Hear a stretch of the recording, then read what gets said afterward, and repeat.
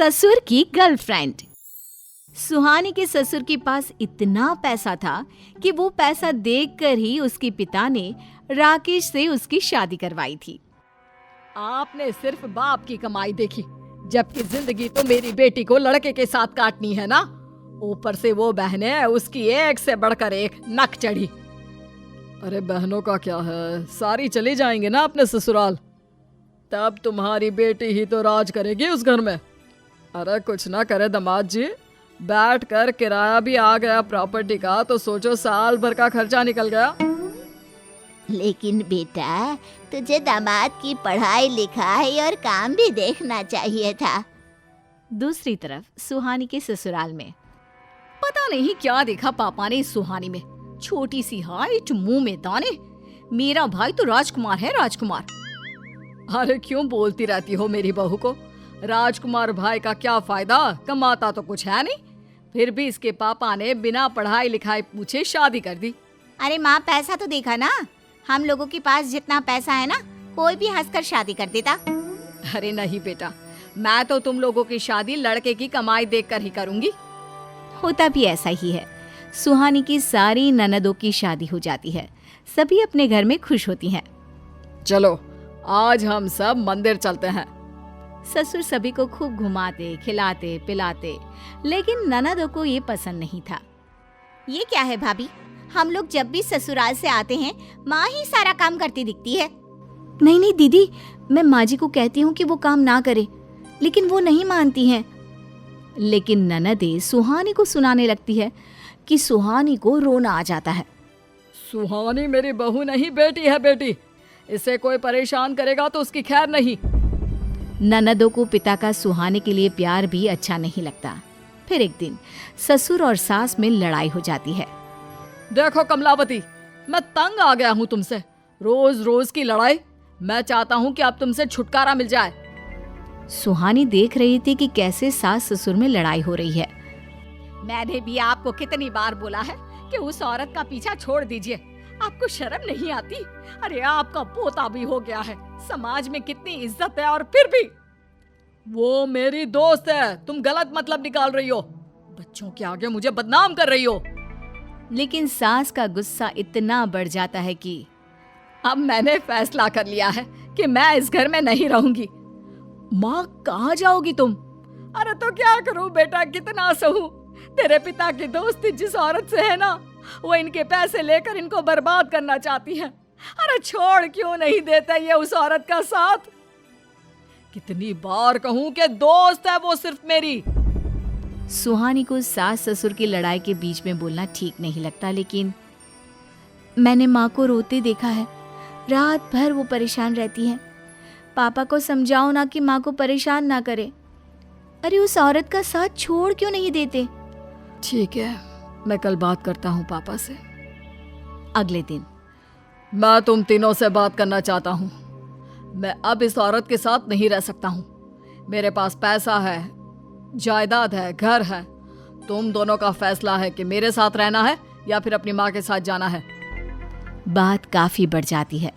सुहानी मायके जाती है, जहाँ उसकी माँ कहती है, बेटा सास के साथ रहकर क्या करेगी? पति कमाता है नहीं, घर कैसे चलेगा तेरा?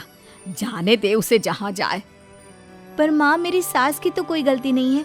कोई पत्नी कैसे बर्दाश्त कर सकती है कि उसका पति किसी और के साथ जाए? बोलो माँ। पर बेटा तुम क्या करोगी, कैसे घर चलाओगी? हम लोगों ने तो तुम्हारी शादी ही बड़ा घर और प्रॉपर्टी देखकर की थी। क्या करोगी पापा, जब बेटी के भाग्य में ही राज करना ना लिखा हो? मैं अपनी मासूम सास को यूं ही नहीं छोड़ सकती। ये उनकी इकलौते बेटे हैं।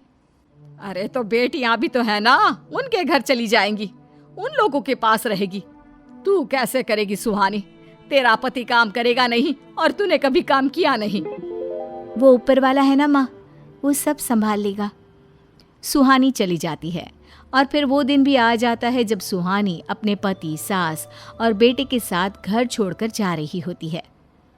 सोच लो बहू, मेरे पास पैसा है, जाने दो इस औरत को। पिताजी, माँ जी की कोई गलती नहीं है, वो सिर्फ अपने परिवार को लेकर चल रही थी। मैं माँ जी को नहीं छोड़ सकती, जैसे आप उस औरत को नहीं छोड़ सकते। सुहानी एक छोटा सा मकान किराए पर ले लेती है। एक दिन, माँ जी, मुझे नौकरी मिल गई है। मैं कल से बच्चों को पढ़ाने स्कूल जाया करूंगी। मुन्ने को आप देख लेंगी ना? हाँ हाँ बहू, क्यों नहीं। तू पूरे परिवार का पेट भर रही है और मैं इतना भी ना करूं। जा बेटी जा, मन लगा कर काम करना। अगले दिन से सुहानी बच्चों को स्कूल में पढ़ाती और शाम को ट्यूशन। अब तो सुहानी का काम चल पड़ता है। एक दिन बड़ी ननद घर आती है। अरे बेटी, बड़े दिन बाद आई, कैसे आना हुआ? तुम बहनों ने तो खोज खबर लेने की कोशिश ही नहीं की कि माँ कहाँ है, कैसी है। अम्मा, तुमने गलती की है, इसीलिए तो तुम्हें पापा ने छोड़ दिया है। अरे पापा की कोई सहेली भी थी तो कौन सा घर लेकर आ गए थे? ऐसे ही बवाल मचाती रहती हो। माँ को तो बेटी की बात पर हैरानी होती है। तभी सुहानी आती है। अरे दीदी, कब आई आप? बैठिए, मैं चाय बनाती हूँ। बढ़िया आई। घूमने फिरने से फुर्सत मिले तब ना। माँ ने बना दी चाय। और घर में एक कूलर नहीं है। मेरी माँ कितनी गर्मी में सड़ रही है। देख बेटी, घर आई है, अच्छे से रह और जा। मेरी बहू जैसे तैसे घर चला रही है, उसे परेशान करने की जरूरत नहीं है। और हाँ, माँ के पास कूलर की हवा नहीं है तो वो और उसका बच्चा भी पंखे की हवा ही खा रहे हैं। सुहानी को सास की बात पर गर्व होता है। वाह माँ, मान गए। कमाओ बहू के सामने बेटी को भूल गई। बेटी, अब कमाओ बोलो या साथ देने वाली बोलो, तुम लोगों ने तो पिता की दौलत को चुना, लेकिन बहू ही थी जिसने मुझे चुना, वरना मैं कहाँ जाती, क्या करती। माँ, कैसी बात कर रही हैं आप? ननद वहां से चली जाती है। पास खड़ा सुहानी का पति कहता है, सुहानी, मैंने भी नौकरी ढूंढ ली है मेरे दोस्त की कंपनी में। उन्होंने मुझे सुपरवाइजर रखा है और तो और वो लोग हमें कंपनी का घर भी दे रहे हैं। अरे वाह बेटा, चलो कम से कम हम लोगों का किराया तो बचेगा।